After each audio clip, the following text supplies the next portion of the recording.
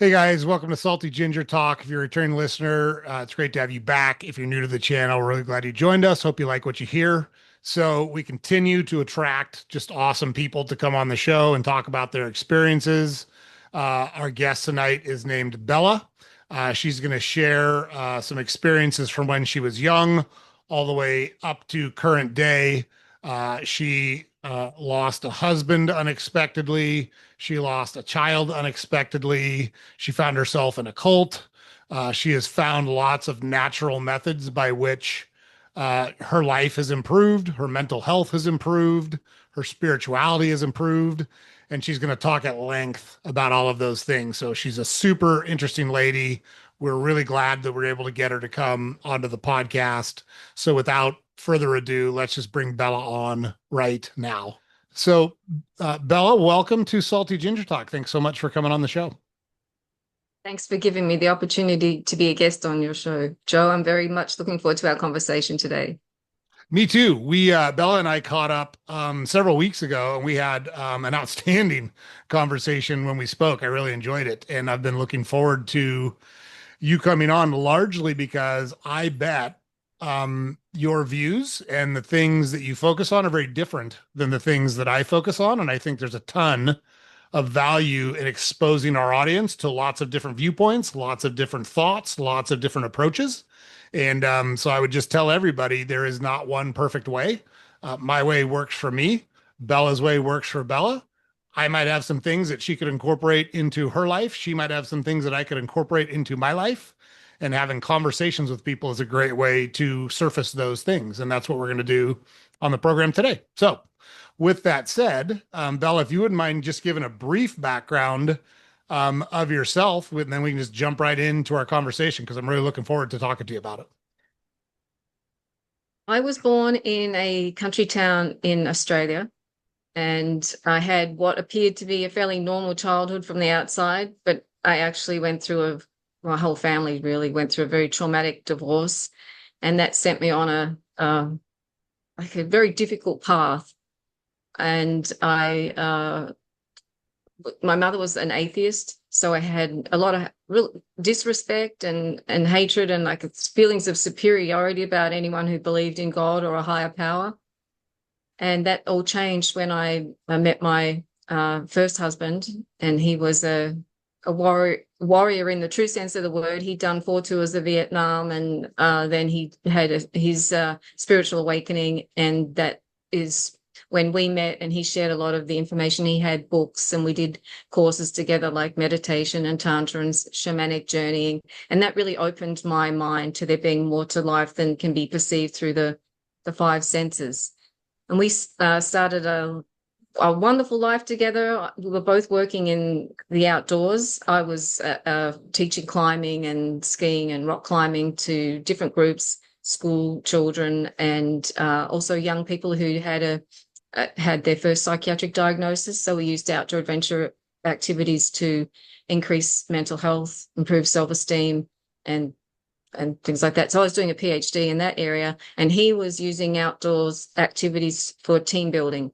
And he was actually ahead of the wave in Australia. And he was like taking large companies outdoors for team building and personal development. So he was on his first job. I was 3 months pregnant with our second child, and I got a knock on the door, and there was a local cop and a neighbor, and they informed me that he passed away. And I knew in that moment that all my dreams of having a family and a self-sufficient lifestyle were gone completely. And I wanted to die. And it took me years to find a way back to wanting to live again, apart from the fact that I had children and needed to take care of them. I was finding my own like reasons for being, I suppose. And that led me into did a shamanic journey called Dying to Live, which was basically a preparation for a death experience. No, I mean, no one died. It was a meditation. And in that experience, well, firstly, to prepare for that, we were blindfolded and in silence, except when we came together and wrote our will and the eulogy and letters of forgiveness. And then on the last morning, we did a guided meditation, and I had a massive out of body experience. And I was given instructions about where to go and what to do next. And one of them was to meet with this man who I'd only heard of before. And I just mentioned his name one time. His name's Louis Dordompré, and he presents himself as a spiritual teacher. In fact, he claims he's the second coming, the Maitreya, the Kalki avatar, the one who's here to save humanity. And he presented himself as my guru, my spiritual teacher, which is something I've been looking for. And then I came to his ashram I thought it was an ashram anyway, in the States. And we got married fairly quickly, had a child together. I brought my other children over, and we started living as a family in this ashram, which was a number of different homes. And he calls us his disciples, and we would come together and help him with his ministry and help heal our emotional wounds, which is what it was presented as. But I've come to learn that wasn't the situation at all. I was in a cult, and he was the cult leader, and it was living hell. So that went on for about 7 years, and he was physically abusive, emotionally abusive, sexually abusive, financially abusive, and towards me and other cult members. And probably the person who got the worst of his abuse was my son, because he saw through him. He could see he was just full of shit and really just a hypocrite and a liar and a really bad person. And one day my son came home from school. He was really upset. He didn't want to talk. So I said, why don't you go to bed? We'll talk about it in the morning. And in the morning he was gone, and I knew something was wrong. So at the end of the day, he called around all his friends. No one had seen or heard from him. So we called the police and reported him missing. And the next day, the cult leader sent his assistant to look for him in this paddocks, I suppose, behind the house, grassland. And there he found him. He had a neck wound, and there was a kitchen knife next to him, and I was blamed for his death. I was told, everyone was told, even the police were told, that my son took his life because he was gay, and that was something that was unacceptable to him and me, and that also I hadn't given him the life that he'd wanted because I was so disobedient and wasn't really playing along with the whole, holy man game. So that was just, then I really, really didn't want to live. I basically went from breath to breath for months. But once again, I had children, and I didn't want to put the burden on them. So I knew I needed help. I needed some help. So I went to see this man who'd been the cult counselor for a long time. I never went to see him, actually. I was pretty disobedient, to be honest. But I went to see him, and when I walked in the door, he said, you know you're in a cult, don't you? And I said, no, I don't know I'm in a cult. I thought I was in an ashram with my guru. He said, go home and Google cult characteristics. So I went home, and there's the list of charismatic leader who's the arbitrator of truth and controls everything from how long you sleep, what you eat, who you're in relationship with, what you do with your time, and basically then does all the mind control stuff, the gaslighting, which is a term that comes from I think it's a 1930s play where the main character makes his wife feel like she's going crazy with the gaslighting, and he would adjust it and then deny it when she said, oh, something wrong with the lights. Well, that was happening on an everyday basis. I was told we'd already had this conversation, or I'd said this, it was just, the best word I can describe what happened is mindfuckery. It just went on all day, every day. And so I recognize that as a tactic, the gaslighting is a tactic, and also just the brainwashing where we had to chant his name 108 times every morning and sing songs to him. And so there was all the cult characteristics, like check, check, check, check, check. And I knew I was in a cult. And it turned out that my parents actually knew I was in a cult within a year of me leaving Australia, but they never said anything. And I don't know why, because this, from my experience, it's important to let people know if they're in a cult or a high control group, because plenty of groups function as cults that aren't spiritual or religious. There are political parties and sports groups. And I spoke to some people the other day about World Championship Wrestling being cult-like, and multi-level marketing, and even schools and their universities they all that can function as cults. Families can function as cults. I know mine did. And then relationships can function as a cult, with one person as a leader and the other one as a follower. So there was once I recognized that what was happening to me, I knew I need to get out. And he wasn't going to let me go because well, for one, we had shared a child, so he didn't want me to move within 2 hours of that where he was living, which I just didn't even want to be on the mainland anymore. And then also he told me, like, from a spiritual perspective, that if I turn my back on him, I'd be basically turning my back on God, on myself, on my reason for being. So I think he finally let me go because he knew that he was going to have another death on his hands, because I just didn't want to live. And not my family didn't really step up to help me out. No one was saying, look, come on, we'll be there for you. In fact, they did the opposite. They just left me to figure it out for myself, which I did. And I ended up in Hawaii, and I've been here ever since, basically trying to understand what happened, why it happened, and then healing myself so that I am not vulnerable to those kind of predators anymore. So that's where I am. I've been writing and studying, and it's also just taking time to relax and be in nature, because it's been a lot of trauma in my life, to I guess work with and assimilate and move through. So that's pretty much my life story in summary.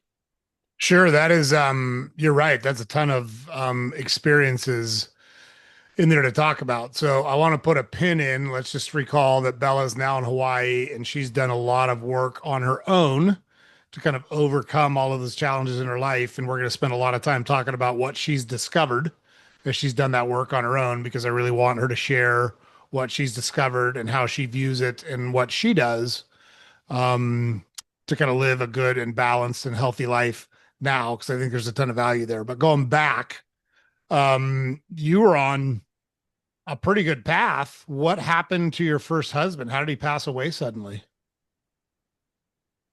It was coronary atherosclerosis that the coroner found after an autopsy, and that's basically just a heart attack.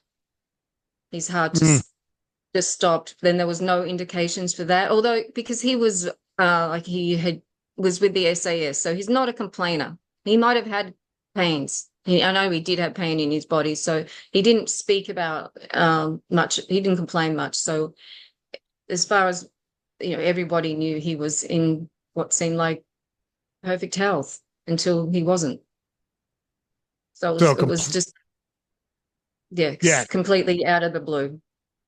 yep. So your whole world gets turned upside down. You said you were already pregnant with your second child when this happened? Yeah, I was 3 months pregnant with our second child. Yep. Yeah, So that,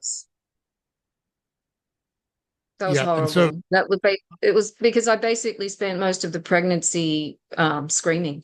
I did a lot of rebirthing, which is a cyclical breathing practice that uh, allows for stored, suppressed, or unexpressed expressed emotions to come up. So I was full of rage. I was so angry that he'd left me and left me with a child. We hadn't even talked names, or there was no one there to share anything with.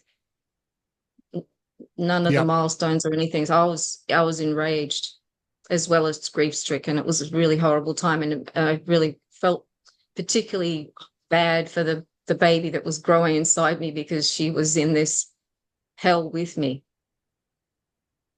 Sure. Yeah. And you had talked about having an out of body experience during this period between when you wound up with the cult leader and when your first husband had passed away. What was that out of body experience like? it's kind of it's a bit uncomfortable to talk about because it was so unfamiliar, unusual. I'd never had anything like this to happen before, and I know that it can be something that a lot of people are cynical about. So I'll just tell you what happened for me, and it's in the rawest form. So I put my heart and soul into this course called Dying to Live because I knew that I had issues and I wounds, and I knew that I had to like have a breakthrough. So I prepared, writing down what I wanted to get out of the course. We made masks that had on it what things that we didn't want to carry forward anymore. For me, obviously, it's things like suicidal ideation. And so coming into the course, I was fully committed to getting as much out of the experience as I could. So I made sure I stayed blindfolded, made sure I stayed in blindfolded, and only and did the tasks that we were assigned as fully as possible. So, but by Friday morning, I was really amped up for this exercise, and it was basically a guided meditation. And I remember the words Merkaba, which is an energetic vessel that we all have that that allows us to travel through space and time and dimensions, like anywhere we want to go. It's two inverted triangles that spin. And then the other word I remember is Antakarana, which is like a field, an energy field that we were then guided to travel through. And then it seemed to me that I was speeding through galaxies. And then I came to a still point where I met Barry. He was my husband who passed away, and an Indian guru who I'd been to see. His name's Satya Sai Baba, and other beings that I don't know, I don't recognize them. And that's when they spoke to me in the telepathic way, and I heard it was time to go and start training with this person, and other things too that I really can't share. And then when I came back, I was so expanded by this experience that it took me days to coagulate back into my body again. I wasn't eating, I wasn't sleeping. And this is a kind of it's very raw thing, but I was actually having squirting orgasms for like days afterwards from such an expanded experience. And then when I came back and I was able to basically like walk and talk and again, then I followed up with what instructions I'd been given.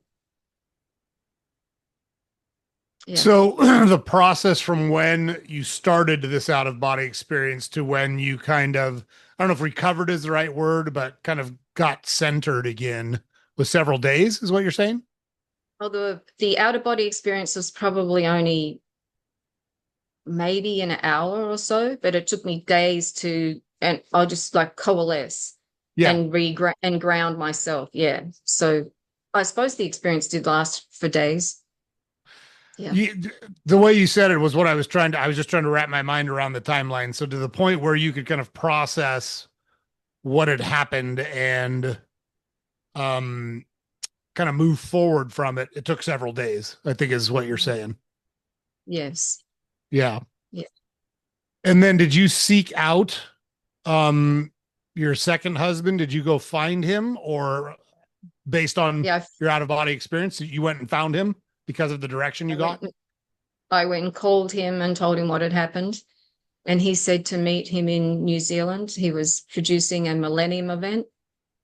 And so I did. I went and met him in New Zealand. And then from New Zealand, he invited me to come to California. And that's when the hellish journey really started. Yeah. And how old was your son when he passed? 15. Yeah. And did he see through this whole setup from the very beginning? Yeah, pretty much. He was often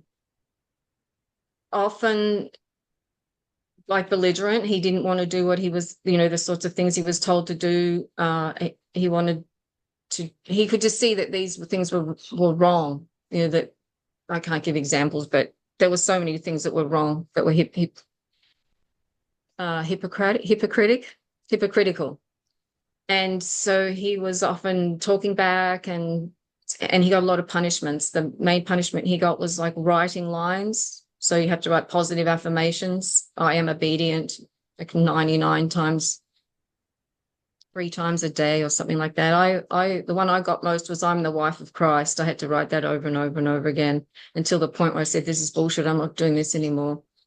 But the kids were also punished by being grounded, and my son was made to eat out of a dog bowl.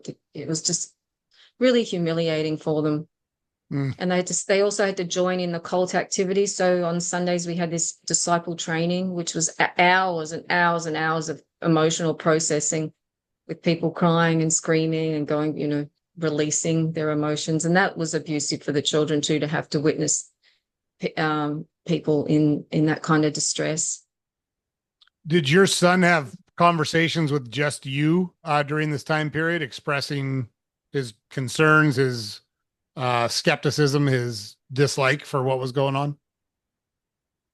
Yeah, he had, in his own way, he had discussions like that, but I was out of my mind too.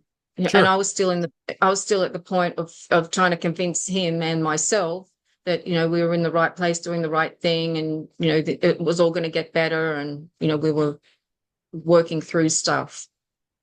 So yeah, he didn't he spoke up about how he felt about what was going on. Mm. I mean, not to Yep. the point, not to the point where what I found out later, what was going on was that while I got pregnant within the one and only time we had sex to consummate the marriage, I got pregnant. And after that, for the next 8 years, he never touched me again in any kind of affectionate way.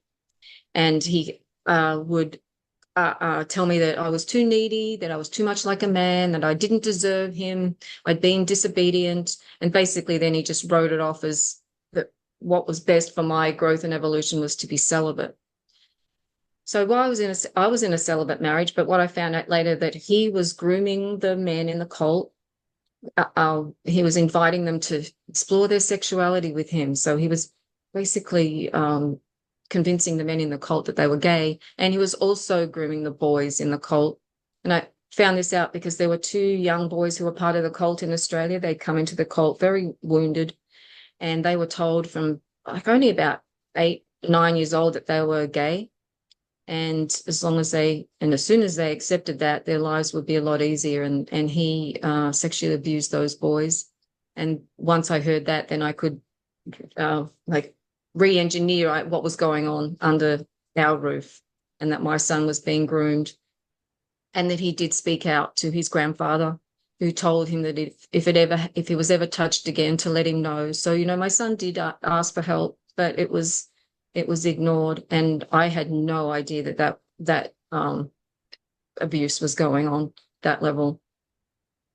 So a lot of the things that I found out about what was happening, it took me years to figure it out.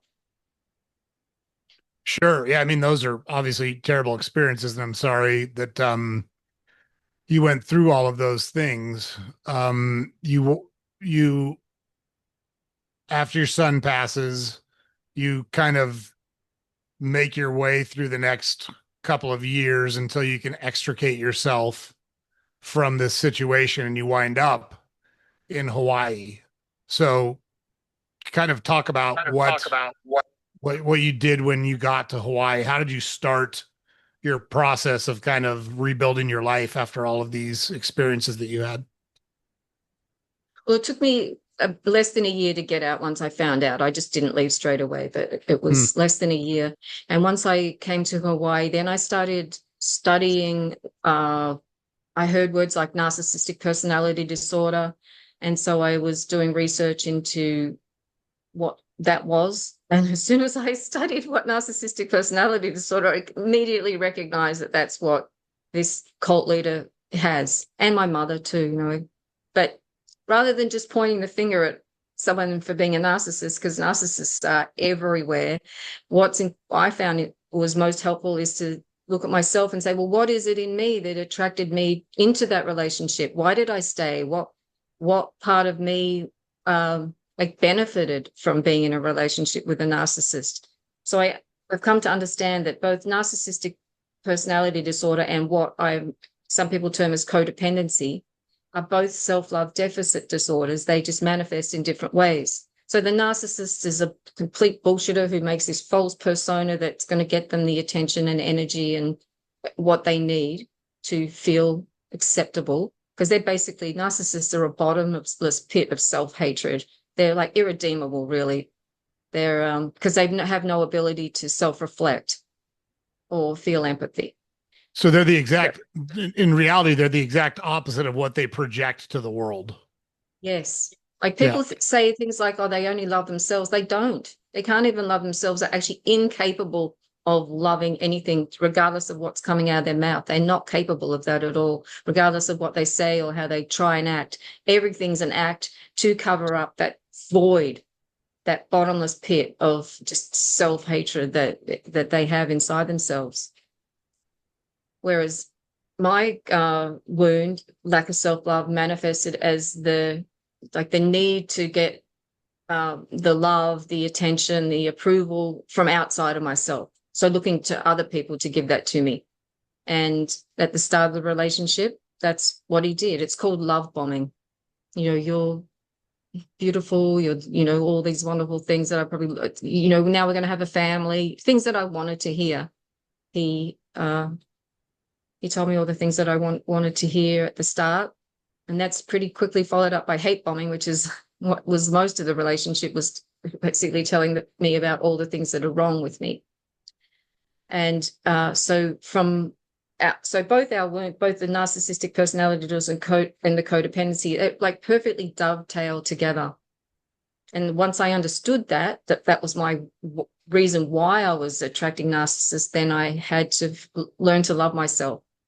And that took a long time, and it took a few relationships with other narcissists as well. It's a long journey, but once I finally ended up with a partner, now we've been together for 10 years, but I know now, because of how he is, that I do love myself. And that I'm still working on that, still work in progress, because I have the critical voices in my head from my mother, for instance, and then other partners.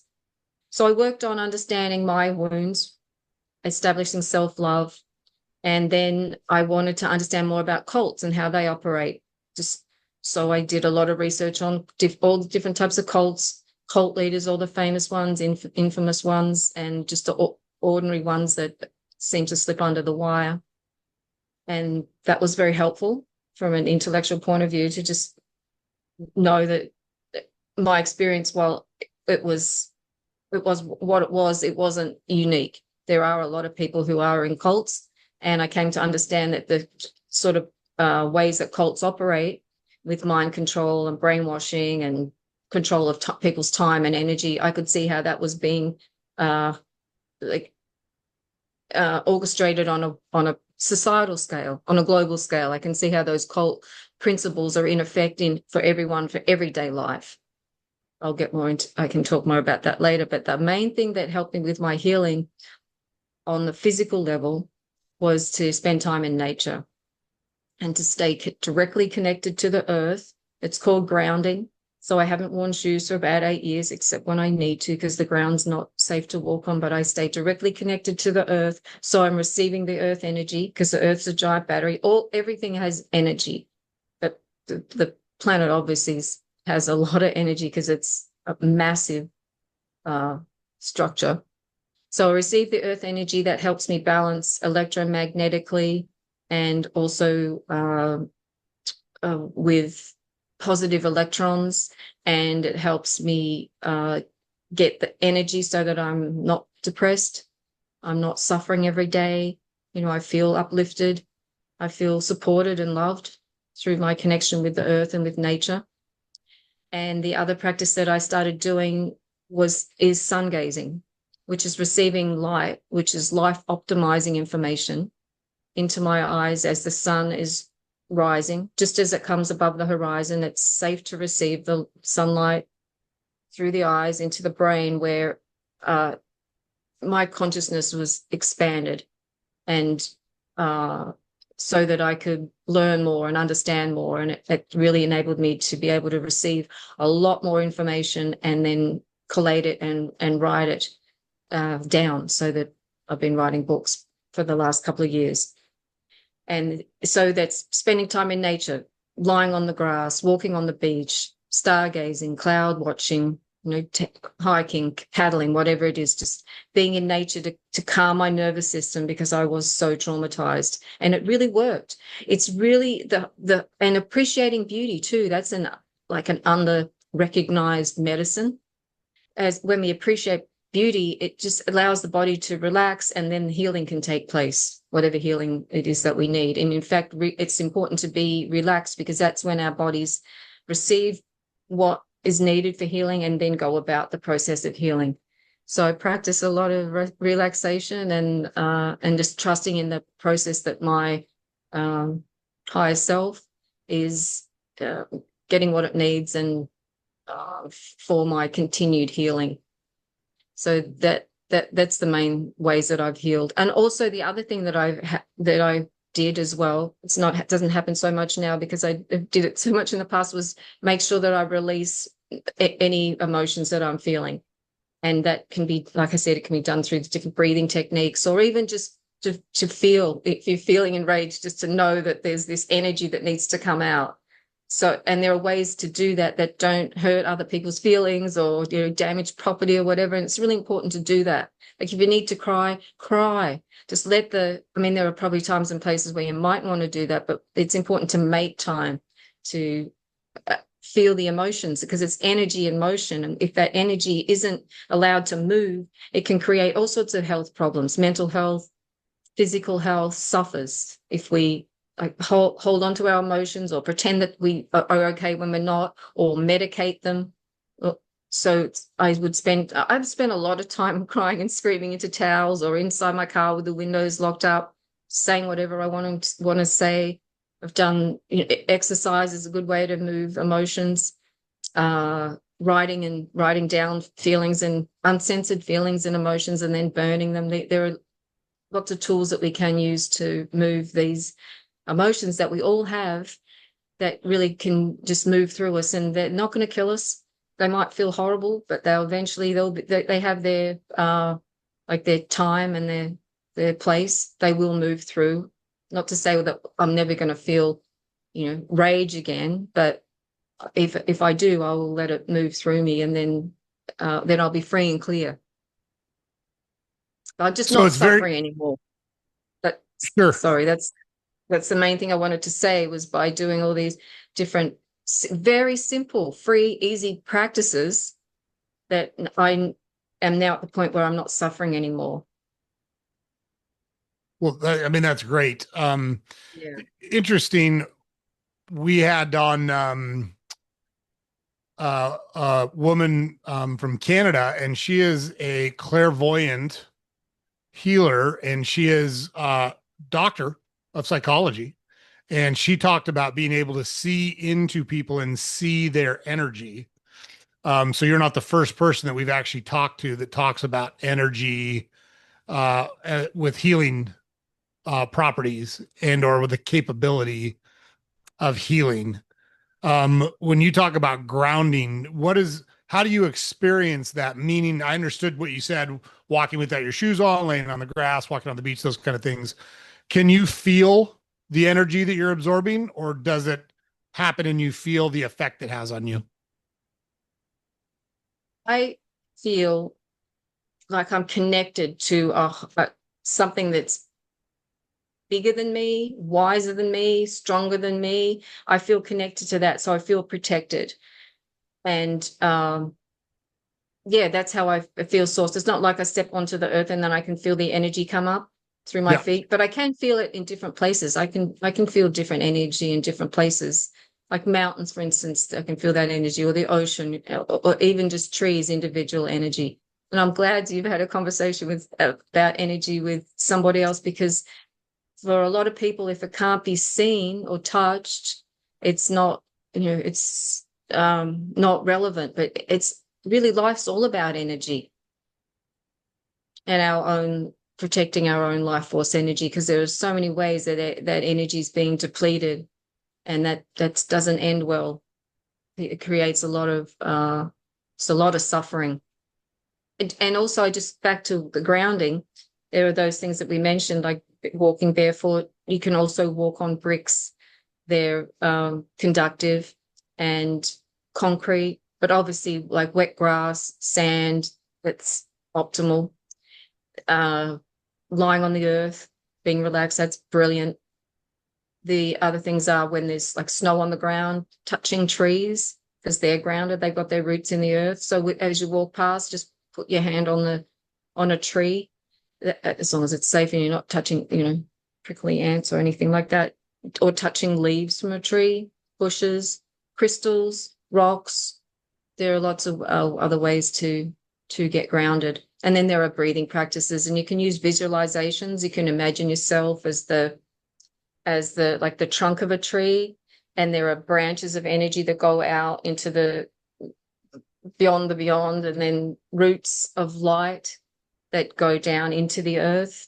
You can see yourself as a, we'll call it meditation treeness. And then even just thinking that you're connected to the earth can be beneficial, but to really reduce the trauma and like accelerate healing, it's really important to have that direct connection to the earth, skin to earth. Yeah, so that was actually what I was going to ask you was, do you, I guess two things, both related. If someone's interested in learning more about this, what do you suggest that they do to learn more about grounding and the effects that it's had for you? And see if they could have similar effects. And two, do you have to have a specific mindset? Do you have to have specific thoughts, or what's the best or optimal mental place for you to be to get the most out of these experiences? I'll answer that one first. Have an open mind and trust that you will receive what it is that you need to receive, even if you don't know what it is or what it feels like or anything. Just be open and trust, and then give thanks. So be in a state of gratitude for what it is that you are receiving. And that's the main way I go into any of these practices, is to just have an open mind, be trusting, be grateful that there are these different energies and life forms that can help us and heal us. And to learn more about grounding, there's this guy, his name's Clint Ober, Ober. He has actually he made a shit ton of money through television and video back in the day, and he invested that money into actually doing scientific experiments on grounding. He went into this village in Alaska and gave people grounding rods. So you can get grounding equipment, just as an aside. You can buy grounding rods, grounding sheets, grounding mouse mats, whatever it is, shoes. And they are all available on Clint's website. It's called earthing.com. So that's a great place to go for more information. And he has put out a documentary. It's called Earthing, and that's on YouTube, and that's brilliant to watch. They'll make you cry. There's miracles in that, a big miracle. No spoilers, but yeah, that documentary Earthing explains all about grounding and why we need to do it. It's not really optional. In fact, it should be something that we all understand as soon as we're born, the importance of being barefoot and connected to the earth. Because by wearing shoes, our feet have as many neurons, or not neurons, like nerve endings. Our feet have as many nerve endings and are as sensitive as hands. But when they're encased in shoes, that whole like sensory experience that we would gather about the earth through our feet is completely blocked off. So we put our feet in these boxes, and any type of like brain stimulation that would come through the feet doesn't happen anymore. So that our brains are limited in a way, because we're not receiving that information through our feet, and then the feet stay in boxes and our minds stay in boxes. Like we live in a box, learn in a box, watch a box, work in a box, travel in a box, die in a box. So it's a good idea not to keep the feet in a box all the time, to at least be barefoot every day at some point. It's really important. Excellent. So yeah, I would just say to listeners, as it relates to grounding, One of the things, just so you know, Bella, like on our podcast, it's not our place. We don't bring people on to agree or disagree with them. We don't bring people on to debate them. We just like to hear what they have to say and present it to our audience because it might be helpful to our audience. So I would say to our audience as it relates to grounding, what do you have to lose? Like, okay, let's say for a second you can be skeptical. Fine. We teach people to be skeptical about things, not any, not this in particular, but when the government tells you something, you should be skeptical. You should question Yeah, it, you make them should. prove it before you Yeah. believe it. When a religion tells you something, you should be skeptical and make them prove it before you believe it. And we'll say the same thing about grounding, but why not give it a try? It costs nothing. What's the worst that can happen? The worst that can happen is you don't experience anything and you get to spend some time in nature. That does not sound like a bad deal to me. But what if you have the same experiences that Bella has had and you find something very therapeutic about it and you do wind up connecting to the same energies that Bella's talking about connecting to? Maybe your life gets better. Why would you not give that a try when it costs you nothing? And the worst case scenario is still pretty good. So we would just encourage people to think about it and give it a try. Like, what could it hurt? So that's Well that's said. that's what I'll say about that. Yeah. And the effect might be immediate. It might not. It might be cumulative. It might take months, who know, years, whatever. But there is benefit. That's why our ancestors didn't wear shoes, not because they weren't fashion conscious, because they knew it was essential to be directly connected to the earth. Yep, makes sense. And then let's talk a little bit about receiving energy through sunlight. Talk a little bit more about that. So you talked about the best time to do that being sunrise, right as the sun breaches the horizon. Because, like, I get it, you can't stare at the sun when it's up in the sky, or you'll burn your retinas. But um, at that point, how does that experience work? How does it work for you? If you wouldn't mind elaborating a little bit how it helps you. I know you talked about the outcome, but how do you do it? What do you feel when it happens? Well, I started off as a skeptic. I thought sun gazing was some hippie bullshit, and didn't really see any benefit in it at all. But I got this guidance. I kept getting, like, feeling the impulse to watch the sun as it rises, and I would just face east, be as relaxed as possible, and as the sun comes up above the horizon, just look at it just through gently closed eyes, barely open, because it's such an intense experience. And at the start, I could only do it for a couple of seconds. And it's not one of those no pain, no gain experiences. If that's what it is for you, then that's what it is, because really light is instantaneous. So you can receive whatever it is you need just in those few seconds or milliseconds. And then you can build up from there. So you can increase, like, maybe do 5 more seconds the next week, or then 10 more seconds, so that you can stare at the sun longer. And then you can also use do the similar practice at sunset. And I've got to the point now, I've been doing it for such a long time, that I really can look at the sun, not for a long time, but at any point in the horizon, so that statement, don't look at the sun because you'll burn your retinas, is only partly true. Like, don't look at the sun if you don't have any experience of sun gazing, because you will do, you can hurt your eyes. But the sun's been vilified, and we've been pushed and molded and brainwashed to fear the sun. That whole, like, with sun damage and sun, it's the fear of the sun is it's been inserted into the zeitgeist, really, which is bullshit, because the sun's life force energy. And that, in that way, people have become afraid of going out into the sun, or afraid of looking at the sun. But it's really important not to be, because it turns out that it's extremely damaging to our health to not receive sunlight. Especially on our skin, on bare skin, with no sunscreen, no, just be able to sun on skin. That's really important too. And so my practice is now, I can look at the sun, like I said before, for longer periods. I really don't know exactly what it's doing or how it's working. I simply receive the light and give thanks, because it gives me, at the time when it's happening, I can feel the energy coming into myself, and that gives me It uplifts me, gives me like a positive feeling about the day. I'm looking forward to what's to come.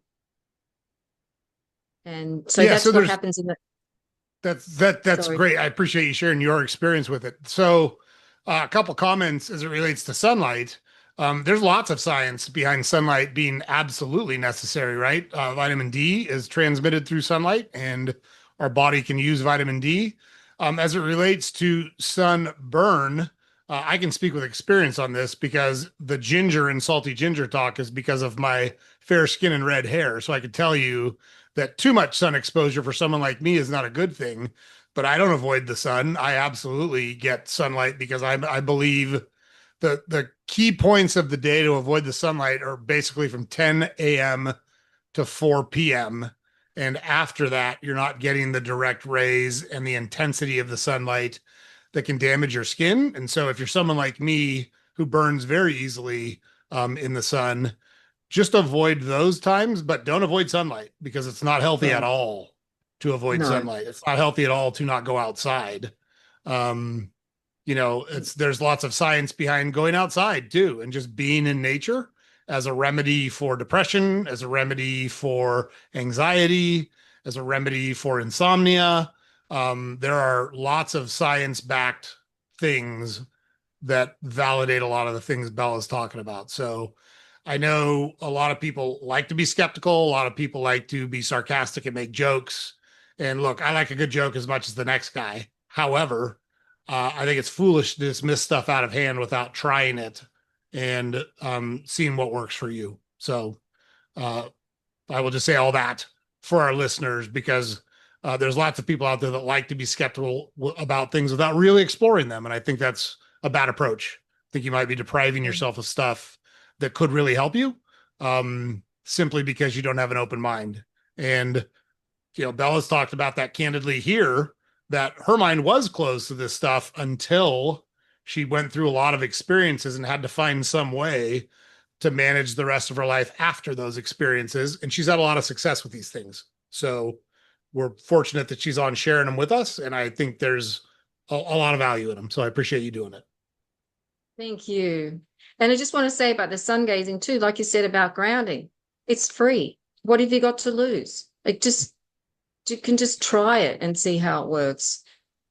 If it doesn't, then that at least you would gave it a go, because there was so many things that I had my mind closed to that I wish I had known about sun gazing earlier in my life. I would have been practicing it, and I'm sure that my life would have been completely different had I been doing that. But obviously, we all learn in our own time. So, yeah, there's even just like you said, it's so important to go outside. We're the fact that most people relate to life through screens now is extremely disempowering for humans. It's very actually dehumanizing. We're not designed to be sitting and talking into space and, and surrounded by electronic devices, where we are spiritual beings, we are human beings, and this technology, while some people could argue it's helping us to advance, and maybe it is in certain ways, but it's really not helping us to stay physically healthy or mentally healthy or evolve as spiritual beings. I mean, we can learn a lot, but then eventually it's important to be able to like put that learning into practice, or like embody more of the energies and the healing energies that only comes from actually being outdoors in nature. Is not going to come through a screen. For sure. Yep. Totally agree with that. So you have a lot of experience in your life with people who have very different views about religion. You said your mom was kind of a vocal and militant atheist. You spent a lot of time in a cult-like environment that was hiding behind religion. Um, and yet you're still a very spiritual person. What's your relationship like and mindset like towards religion at this point in your life? So my understanding is that we don't need any intermediaries between well, I don't need an intermediary between myself and a higher power. And I'm just going to use the word God. I know that's triggering for some people, but it's, there's plenty of other names you can choose. Choose your own. Just, there is a higher power, whether you like it or not, believe it or not, know it or not. And it's that infinite intelligence that's the organizing principle behind everything. So I have a personal relationship with that intelligence that I call God. And I relate to that intelligence constantly. And there are other, what would you call, like messengers or life forms that information comes through, but I have my own direct connection. So therefore, I see all religions that have an intermediary or put someone else, like a priest or a man or whatever, between oneself and God, it's just another cult. And I'm sure a lot of people get benefits from religions, but it's important to understand that they are still controlling the way people think and act in the world. They don't really encourage our sovereignty as divine beings. Yeah, I do. So, it's funny, and I don't know if you meant to say it this way or not, but you said a man between you and a higher power, and it's almost always men, isn't it? That uh, are either a priest, a pastor, a rabbi, an imam, a shaman. Insert religion here. It's almost always men, isn't it? Why do Yeah, you it think that is. is? At some point in our evolutionary journey, there was a shift from understanding like the the power of the feminine and the power of the masculine, and that got somehow messed up, so that the power, particularly, I'm just going to talk from like a women's point of view, Yeah, go ahead. we create within our bodies. We really are and like infinitely powerful beings. And at some point that got undermined, and then that the fear of the power of women got dealt with by uh, making men the most, and masculine energy the most powerful energy that there is. It's looking like force and physical strength and like might as being what's most important, rather than the intuition and empathy and those sorts of feminine qualities. I think it just came out of like fear of the power of the feminine. I Maybe can see not, that. but No, yeah. I appreciate you sharing that. I can see that. It's interesting because in modern society, and like, so I'm in Cleveland, Ohio, right? And so I am surrounded mostly by, modern American people. And there seems to be, and I'll say this from the male perspective, you just shared the female perspective. I'll share at least from the male perspective, my perspective. Um, Women are so willing to discount femininity and motherhood to become like a man. And I don't understand it at all. The whole, and I'm not opposed at all to women leaders. I'm not opposed to women running businesses. I'm not opposed to women holding power, no women holding powerful positions. I'm not opposed to any of those things. But men don't actually want that from women. Some men might say that they do, but it's just probably because they're trying to sleep with those women.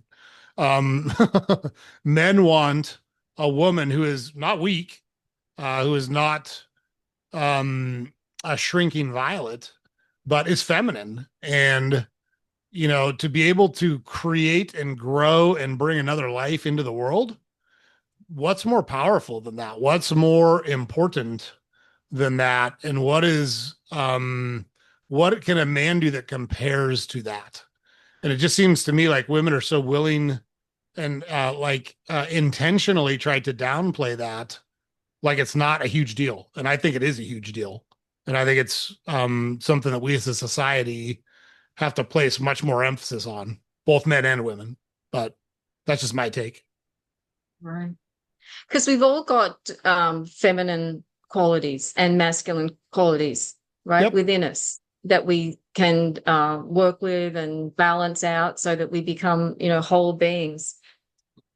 But there seems to have been a complete like trashing of the divine feminine, and then now we've got this, the masculine that's come in and wants to control, and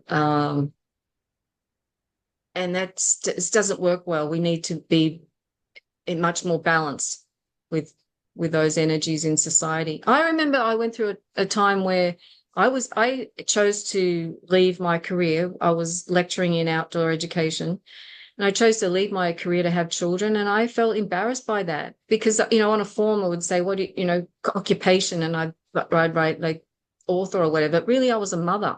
So I stopped doing that and I wrote down mother, and not even like stay at home mother and all that, like there's, like you're saying, people want to downplay it. But there's, for me, I really had to embrace, no, I'm a mother and stay at home for as long as I like, not just because the kids have stopped breastfeeding or whatever, but so that I'm there for my children. That's my job. That's what I'm dedicating myself to. And that's enough. That's Yeah, I enough. don't think I don't think enough is the right way to say it. I think it's a lot. Yeah. And I speak as the husband to a woman for 33 years who that was her full-time job, is to be call it the CEO of our family. So, I have three healthy, well-adjusted adult sons, in large part because of the fantastic job their mother did in raising them, because she was there and she raised them and taught them values and watched what they needed, and provided guidance and love and discipline and structure and whatever they needed, she provided. And I always felt like it was my job to make sure she knew that I knew how hard that was, because it's a very thankless job, even though it's the most important job in the world, because you're literally raising the future of humanity. Like, that's not hyperbole. That's what's happening. And you don't even know if you're getting it right for 20 years. You don't know if you got it right until they go out on their own and they either figure their way out or they crash and burn. And you don't get paid for it. People demean it all the time. It's constant. You don't get to just, like, I get to go home from work and just say, fuck it, I'm not answering the phone anymore. I'm done. You don't get to do that as a parent. Like, when your kids need you, they need you. And I always made sure she knew how important it was, that I knew how hard it was, and that I really respected her and appreciated her for doing it. And vice versa, by the way. She knew that I was working 14, 16-hour days as I was building my career, and I couldn't have done that without her support. But she appreciated and respected what I did to give her the opportunity to do what she did. So it was a very symbiotic relationship between the two of us. And to your point, it's always been very balanced for us. And I don't mean balanced in terms of fair, because I don't think it's fair at all. I think there's instances where a lot of times it's way better to be her. And I think there's instances a lot of times where it's way better to be me as it relates to any particular situation. But we both get equal amounts of value out of it, even though that value may present itself in very different ways. And I think people have a hard time kind of correlating various things, whether they're financial, whether they're emotional, whether they're physical, whether whatever they are. People have very difficult time correlating all those things together, and they always try to keep score. And that doesn't make any sense to me. It's not going to be equal.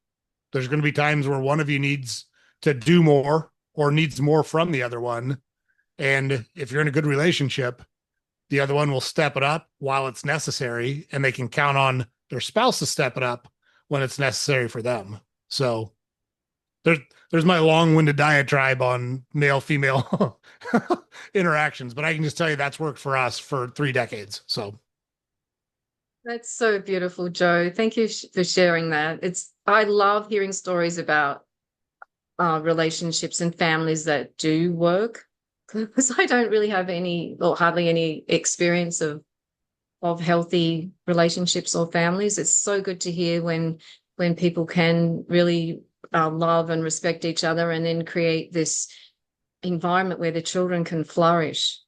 And I have heard it said that one of the best attributes of a father in order to be a good role model for sons in particular is to love the mother and show the love and support for the mother. That's what I've heard is one of the best ways that we can avoid all this like domestic violence and just disrespect of women. So good job. Well done. Thank you. Because you are right. You are contributing to the freedom and future of humanity. And you made a significant good contribution. So thank you for that. Yeah, well, yeah, I'd love to tell you that we had all that stuff in mind while we were doing it. It's just what worked for us, but it's always been important to us, um, to be in a good relationship. And it's funny because I can remember I was never like a burning desire of mine to be a father. I didn't not want to be a father, but some people like really want to have children. I was never that way. And actually my wife was never that way either. But I did want to be in a good marriage from a very young age. I can remember being 8 or 9 years old, and my parents divorced right after my wife and I got married, but they really disliked each other for the last 10 years they were married to each other. And they would fight a lot and like mean and nasty, not physical fights, but verbal and, calling each other names and just not a good environment for them to be in. And I can remember thinking as a kid, I'm not doing that when I get older. Like, I'm not going to live that way. I'm going to marry someone that I really want to be around. I'm going to marry someone that I really like. And Mm. I personally, I bristle at the, I married my best friend. I think people who say they're married their best friend are in for trouble somewhere down the road. Because, look, without being too graphic, my wife and I do things I wouldn't do with my best friend. I can tell you that. And uh, she doesn't know what it's like to be a man, and I don't know what it's like to be a woman. So I don't think I can be her best friend because I don't have the experiences that she has. And I'm glad that she has female friends and female family members that she can talk to about things that are inherently female because I can't relate to those things. Not that I don't want to try, but like I've never been a woman, I just haven't, and she hasn't ever been a man. So I think it's important to have people in your own cohort that share your same experiences that you can talk to, and just share experiences with. I Yeah. think that's terribly important. Did you come across anyone like that as you after you moved to Hawaii and you kind of started to understand what you understand now and rebuild things? Do you have a group of Yeah. I female mean, friends? yes, because I don't think it's fair to expect that your partner is going to be your everything. It's just not realistic because we're all flawed.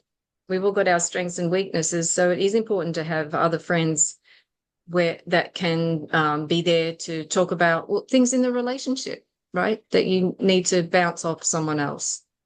So yeah, I have close girlfriends and close guy friends and a partner. And then but still my most important relationships with God, with my higher self, because that's what the undercurrent that runs through my life really.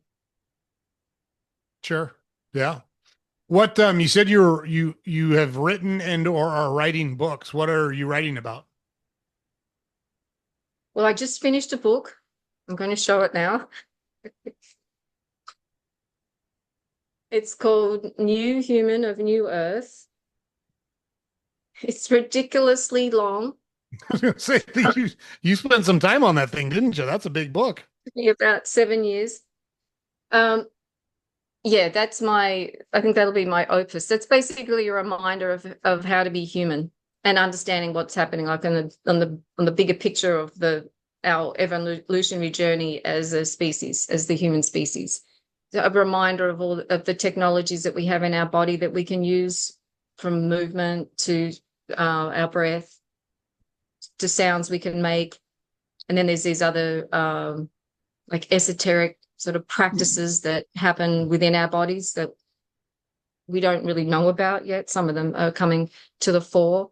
There's also a lot of the technologies in nature. I'm calling them technologies, but they're medicines really. Of course, there's plant medicines, there's bark flowers, there's just, even the sounds from nature, running water, um, crackling fire. There's the sounds of nature. So just a reminder of the medicines that are available to us, and the sort of spiritual technologies that we can access from like chanting or saying mantras. There are hundreds and hundreds of medicines that are free, readily available, no side effects, and that can benefit us. So I put them all into that book. It just seems ridiculous at a time when people are basically only reading like Twitter posts. Anyway, that's that book, and I've got another one that I put out during the whole scamdemic thing, which is a sort of a miniature version of that book. That's called Putting on the Armor of God, a survival handbook for the New Earth and the Great Awakening. And then I've just started putting together some of the things that I've written about experiences I've had, because I feel like the next book I write will be more autobiographical, which will be fun because I haven't really written. I'm usually writing nonfiction, so it'll sort of be fun writing something that's a bit more fictional, a bit more sort of playful in a way. Yeah, I'm so grateful that that's my outlet, that I can write, and that it's I learned so much from writing the book. Not all of it's good. A lot of the information is really important information that we really need to know as a human being trying to function in the world, trying to stay healthy. A lot of these things are considered too basic or too trivial to matter, but we've already talked about like the grounding, the sun gazing. They're actually essential practices. Can't expect to be optimally physically or mentally healthy or even happy and balanced without spending time in nature. Yeah, we advocate, and I'm certainly not as well versed or educated on all of this as you are, but we've advocated for a long time the importance of getting into nature on a regular basis. We suggest Yeah. daily, Yeah. and I can just tell you that I'm a better and a different person when I'm able to experience time in nature every day, to let the sunlight hit my skin, to let the wind hit my face, to hear the sounds of water running or birds chirping or leaves rustling or animals moving around in the forest. All of those play a role in, I think, being happy, being well adjusted, and being kind of mentally strong. So I can't explain it. Absolutely. I certainly you're much better at articulating your experiences with those things and why they help you. But yeah, I've always been a big believer in those things. I just know I'm better when I'm able to experience those things on a regular basis. I'm a better person. Yeah, we all are. Like a 5-minute walk out in nature. We'll make it 15 since you got outside. Why not 20? And just those simple daily practices will be transformative in ways that you would not even realize until you've been actually like reconnected to nature again. We've been disconnected, intentionally disconnected from nature, right from living in cities or wearing rubber-soled shoes, or now addicted to screens. So people are spending more time indoors. I spoke to this guy the other day. He's in the video gaming world, so I don't really think about this much, but there are now pretty much two generations, where there are some people who never go outside. They might just go out to get more food, or to meet up with other gamers or whatever, but they spend all their time inside staring at screens. That's so unhealthy for us. And it's so unnatural to be relating to life through screens. So we have to, that's not fair. It's like fundamental to be looking out to nature, to, like you were saying, feel the wind, look at the sun, listen to the bird songs. Bird songs it has its own medicines that like bring life forth. That's why the birds call in the morning. They actually like calling life into being. So if we're deprived of those sounds, we're not really optimizing ourselves. And what was I going to say about time in nature? I can't remember. Something else about nature. I can't remember. It'll come back to me. It was, yeah, any amount of time getting outside is is beneficial. And then if you can't get outside, there are ways to bring nature indoors. So have plants, play the sounds of nature. There are so many different like loops on all the channels like YouTube and whatever that will play all different types of nature sounds, bird songs, whale songs, dolphins, insects at night, whatever. And those sounds help to like balance us and like bring us back into harmony, because there are lots of things now in modern society that do create stress, so we are out of balance all the time, even like just sitting down and staring at a screen, we're still electronically out of balance, and we do really need to go outside and take children outside too, and indoor pets. Everything needs to be grounded so that we do take children camping, take them on nature walks, and have at times where there's family time, where there are no screens. It's not like, don't have your phones at the meal table. That's such a sacred time to be sitting there sharing food, so the children can learn to communicate, learn to read facial expressions, learn to express themselves, heard and be heard, learn to share ideas. These basic human like qualities are being trashed.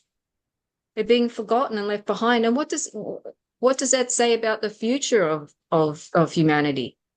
What will it be like when people aren't talking to each other, or tending the earth, or caring for animals, or making sure that people are fed and clothed and not suffering?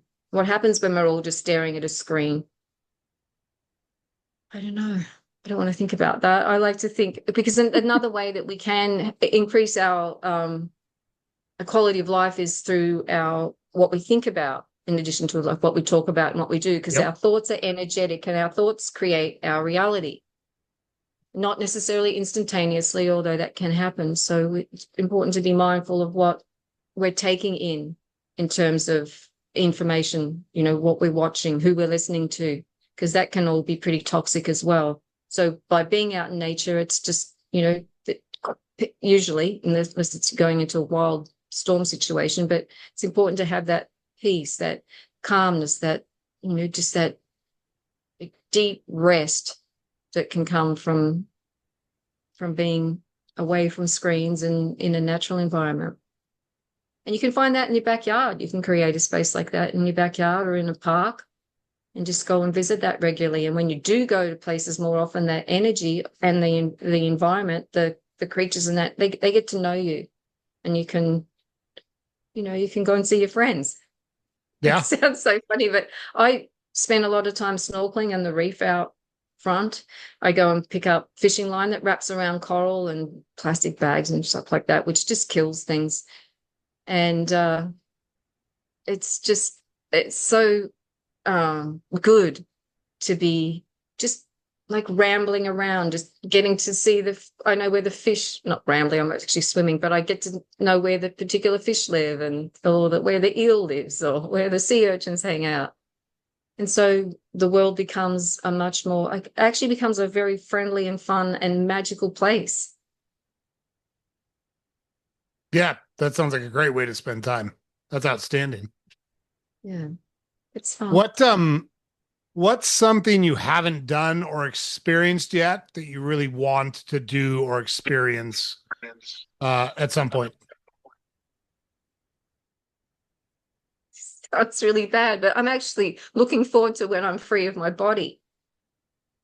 I have a very different view on death than most people. My knowing is that death is going to be freedom for me. I'm going to be free of all the worries and the heartbreak and the drama and the stress and just the pressure that I feel being a human, and try to, make sure bills are paid and books are written and, all those sorts of things. I'm really looking forward to being free of being human. Looking forward to what's next. It might be nothing, or it might be, it couldn't be more traumatic than what I've experienced. So a short answer is I'm looking forward to my death. Interesting. Do you think there's a consciousness or something else after life? What's your view on it? I know that I will, in terms of me, myself, I will continue after I leave this body. I won't be in a physical form, but I'll be in some form. There is continuation of consciousness beyond death. I know it. I have a connection with my son who's passed, my husband who's passed, and other uh, friends who've passed on. I can feel them around me. I can hear them talking to me, and I know that I will. I'll be there one day. Mm, That's an interesting. interesting question because I would have perhaps gone for some. Oh, I haven't gone sledding in Alaska, or I haven't swum done the whale run in Tahiti, or stuff like that. I haven't Sure. done the cage diving with sharks off the north shore of Oahu. But when I just allowed what really was true, that the bigger experience is my freedom experience. I reckon it's actually going to be the biggest orgasm I've ever had.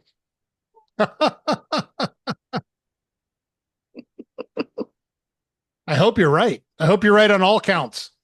So do I. I'll be really bummed. I'll be really disappointed if it's not. I want a refund. Yeah, I want a refund. Well, so one of the things What's we up, man? do is we kind of open the floor. Is there anything I haven't asked you about that you want to talk about? Or are there any topics that I haven't brought up or introduced that you want to make sure we bring up and talk about for our audience? I would like to talk about the like simple changes that one can make in order to optimize physical and mental health, and that's through eating as much locally grown, organically grown, fresh fruit and vegetables as possible, and eliminating especially ultra processed foods, because what is presented to as food generally, if it's in a package, is poison for us, especially any of the processed foods like from cereals, granola bars, bread, or not all breads, but anyway, avoid ultra processed foods, junk foods, foods and all that, because they're toxic, and they're meant to be toxic. They do create inflammation, which creates a whole like cascade of problems, chronic illnesses and stuff like that. So basically, eat as much natural, fresh, um, local foods, and then grow your own foods, because we can grow foods that become our own personalized medicine. There's a series of books called the Ringing Cedar series, which is like teachings from this Russian woman. Oh my God, I've forgotten her name. Anyway, I'll probably think of it in a minute. Anyway, she brings forth these ancient teachings about how to like grow food so that it is medicine. And there's, you put the seeds under your tongue at a certain time of the moon, and then water them and pray over them, and the plants or the trees will grow, and the medicine will be specific for our bodies. So I just do that. I don't do the whole seed thing, but I do communicate with the plants and grow my own herbs and vegetables where I can, so that I'm optimizing the life force information that comes into my body. And then the other the other foods that are particularly beneficial are sprouts, which you can sprouts just on your windowsill. It can be any type of sprouts, from alfalfa, lentils, mung beans, whatever it is. And then you get the life force energy from those sprouts, which is like, that's optimal. So also the other living foods are things like kombucha and sauerkraut and kimchi. Anastasia is that woman. Anastasia, she's the teacher from the Ringing Cedar series. So Hmm. yeah, optimize food, keep it as alive as possible, and drinking pure water is also really important. So tap water, depending on where you are, and the pipes that it runs through, can actually be quite toxic, especially if it's got fluoride in it, because fluoride causes the pineal gland to calcify so that it's not functioning, and there's no way we can communicate with a higher power or receive intuition. And that's by design too. That's why fluoride's in water. So and bottled water's got microplastics and other shit in it too. So if you can find somewhere that's a natural spring, there are websites that you can use, like where's a natural spring near me, and then take your containers and go and get water. So at least you're drinking the water that's in its purest form. And you can also put water out into the sun. Like put your glass of water, your cup of tea or whatever out in the sun, and then that receives the sunlight. And so the sunlight's got a whole lot of different things in it, but one of the things that it has in it that biophotons, and the biophotons are used in the body for communicating information so that it moves like light speed through our bodies. So having a more biophotonic energy means we're more in coherence. So we're like more in alignment with what's best for us. So that drinking pure water, eating natural foods, and movement. So to make sure that you are moving, you can give yourself like 10 minutes every hour, or half an hour every half a day or whatever, but it's really important to be doing some kind of movement. Put the music on, get up and dance, take the dog for a walk or whatever. But our lives generally, because most people are addicted to screens, me included, it's important to be disciplined and take time out to go and move. And if you sweat, that's better, even better. And keep strong to keep your body strong, because we are under attack in a lot of different ways, and we need to be physically strong. Don't have to lift weights, strong weights, but you can lift some weights to build up that strength, because we need resilience.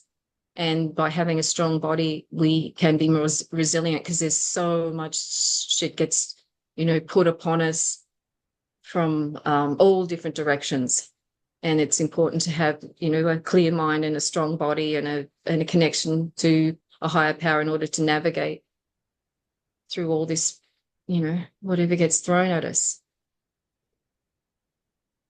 Super interesting. And I agree with everything you just said. So the more clean ingredients, and I know clean is kind of a buzzword, but natural, unprocessed, closest to nature, the better off Right. they are for us, right? So Exactly. that's Yeah. that's the way to think about it.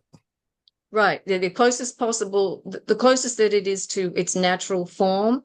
And they say, like, eat like your grandparents ate. So it'd be, for you and I, that's going to be different from, our children. But obviously, just eat, like cook from, in Australia, we don't have that expression from scratch, like cook from scratch. Most people just cook from scratch, but it's important to be using natural ingredients and stay away from things that are refined as much as possible. But what I found is by at least giving my body the nutrition that it needs. So I use kale from my garden to make green drinks, and it's got like ginger and turmeric and protein powder and spirulina and stuff like that. And so if I give my body the nutrition that it needs, then if I eat things that aren't that are processed or whatever, because like I like chocolate, I like cakes or whatever, I know my body can handle it better. It's amazing what the human body can handle, can cope with. So I find that if I've got adequate nutrition, then I can eat something that's maybe not as healthy for me, and I'm not so affected by it.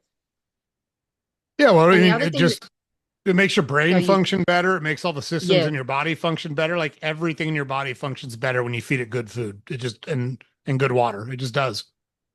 right.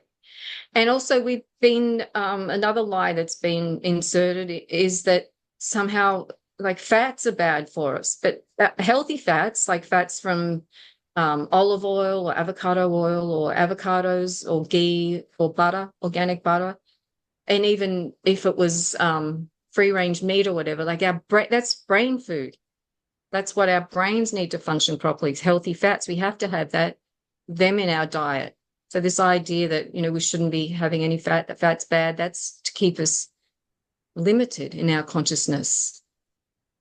So yeah, we need to feed our brain. Brain food's really important.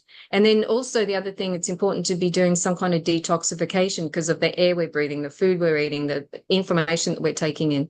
So whether that's a fast, or an intermittent fast or a juice fast or whatever. It's important to,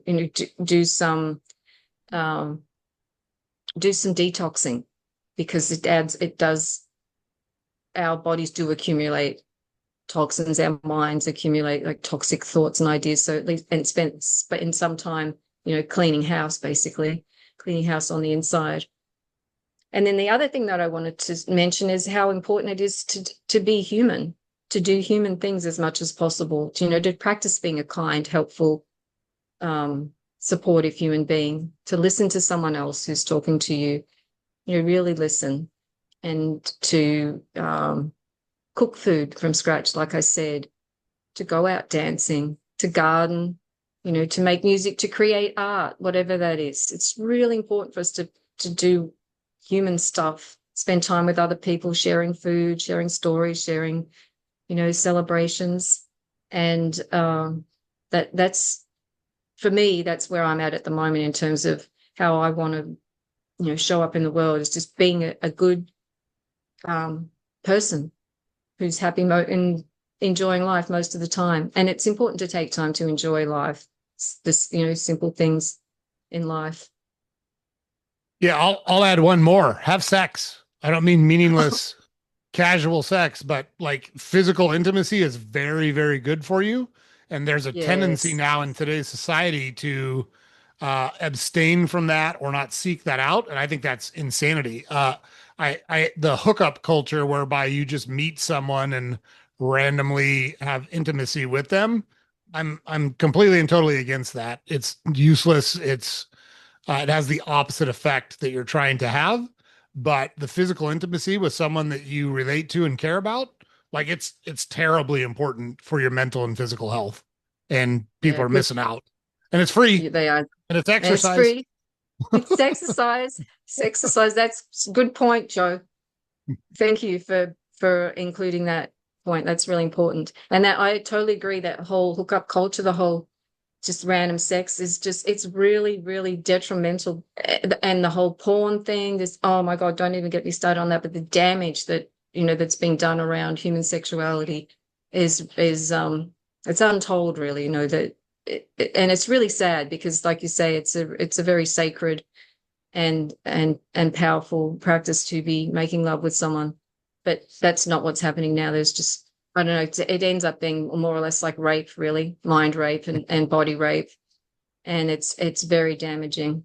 Actually, it's very sad for young people to be like initiated through the whole sex thing the way it is now. I remember what was kind of expected from me when I was young and coming into like being sexually active, and now what is expected from young girls, just because of how men are being influenced by porn. It's absolutely disgusting. And it's only changed in its degree of disgustingness, what's really going on with younger people and their sexual activity. I don't know what the remedy for that is, but that yeah, I don't, it's very Yeah, and disturbing, really. I threw that one in because when you think about all of the things that have worked for you, they're all about getting back to nature, right? Grounding, sunlight, experiencing the outdoors, unprocessed foods, the most natural water that you can find. Find. Yeah. All of those are getting back to nature. Stop, limit your screen time. Mhm. Um, all of it has those commonalities, right? And Right. I just don't think that's hard to understand. Now it's very hard to implement. I get it. I live in the same society everyone else does, and I'm not.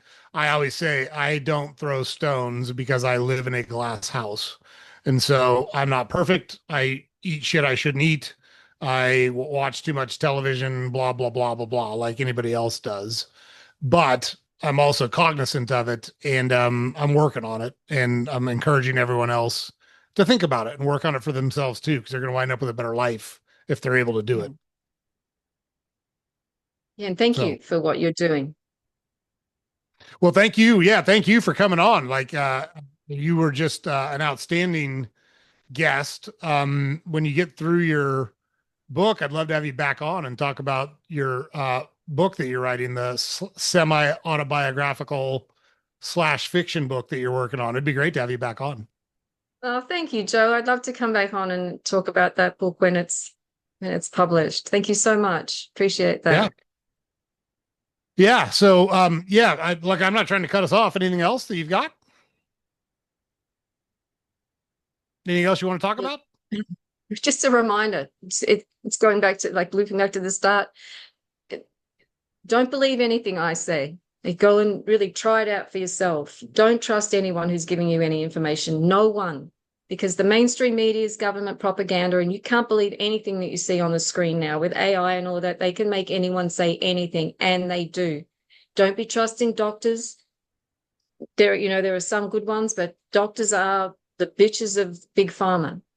Just like vets, they're farmer horse. So they got a boss they got to answer to. So you might not be getting the best advice about your health from, it's good to get other opinions and to see other health practitioners who are maybe doctors in other medicines, whether it's Chinese medicine, acupuncture, herbal medicine, functional medicine. There are a lot of other doctors out there who can give you information that can help. And then don't be trusting government. Don't just be following along with government directives because you're afraid. Because when we're fearful, we're controllable, and that's one of the main ways that we are controlled as a species is by being kept in fear of wars, fear of homelessness, fear of starvation, fear of our neighbors, fear of people from other countries, people from other religions. So the fear is continuously pumped into us through the television, through the screens, through the news. And that is by design to keep us so we stay small and scared and not following along our actual life path that we come here for.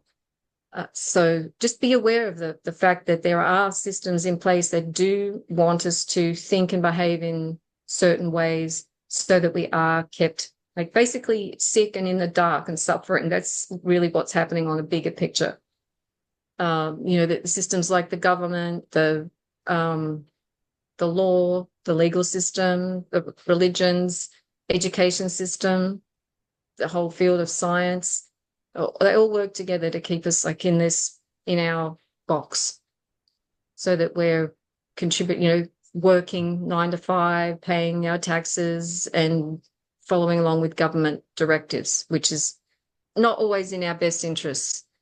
So just be aware of those type of things. It's really important to question why things are happening and to do research and be skeptical, because there's a lot of nefarious shit that's going on that it's good to be aware of so that we're not putting our lives at risk or really living as slaves. Really, that's how I see there's these systems keep in place to keep us all in line and serving someone else, something else other than ourselves. Right. Right. Yeah. Look, as it relates to law and medicine, I say the same thing. There's a reason they call those businesses a practice. If they knew what they were doing, they'd call it something else. Yeah. Gosh. It's it can be very confronting and heartbreaking when I realized that was very heartbreaking and funny for me when I realized that, hey, these systems that I once trusted aren't trustworthy. They're really not here to serve me or anyone else. They've got vested interests and they've got corporate masters and they've got they've got other things in mind than really what's best for us. Yep. Yeah. Yep. Totally agree. Well, Bella, you were such a great guest. I really appreciate you coming on to the podcast. Thank you for spending the time with us tonight. Well, thank you, Joe. I really appreciate your enthusiasm. Thank you for being a role model as a father and a husband. Thank you for the platform that you provide so that people can come on and share their stories, their experiences, their lessons. And thank you for your contribution to a better world and to the freedom and future of humanity. Really doing a good service. Thank Well, you. thank you for the kind words. And I would just say, you've had some experiences that would break a lot of people, and it's impressive the life you've put together for yourself after going through those experiences. So you should be proud of yourself. We're really glad you were willing to come on and kind of talk through that whole process with us. I think it's great for the listeners, and hopefully there's lots of listeners out there who will resonate with and can try some of these things that have worked for you. So thank you so much for sharing them. You're welcome. I didn't do it alone. I had a lot of help. We all do. If it works right, we Yeah, all do, right? So, right. Yeah. well, good Thanks, Joe. stuff. Thanks again, Thank Bella. you. You have a great night. Yeah. Yeah, you too. Okay, guys. So, like we said, we continue to attract just awesome people to come on the podcast. Bella is such a neat lady. And you think about the experiences that she shared losing her husband, her first husband, while she's 3 months pregnant with one of their children, winding up in a cult and having her son being killed in that cult, and then experiencing all the things she's experienced through life to help her get to where she's at. She's grateful. She lives a great life. She spends a lot of time in nature. She's writing books. She's got a great partner that she's been with for 10 years. Think about all the things she worked through to get to that spot. And it's very motivating and very inspiring for those that are looking for a way to get to where she's at. So, don't give up. Don't let it be too much for you. You can get through it. Bella got through it, and she's a great example of what can happen if you are willing to just keep going forward and keep trying to figure things out and asking questions and looking for answers. So, really glad you joined us. Great job by her. So, James puts it up over here every day. Don't forget to head over to our website, saltygingertalk.com. All of our podcast episodes are available there. Links to all our social media accounts are available there. We've got a newsletter that we publish every weekday that you can subscribe to there. And if you're able to like, comment, share, and subscribe to our podcast on whatever platform you consume it on, it's super helpful for us if you're able to do that. We're going to keep finding high quality people. We got tons of folks lined up. They're all super interesting. They've all got great stories. They've all got great tips and tricks to help you build a better life that you're trying to build. So make sure you don't miss any episodes, because they're going to keep coming with all this awesome information. And you get it for free just by watching Salty Ginger Talk. So we'll see you on the next episode.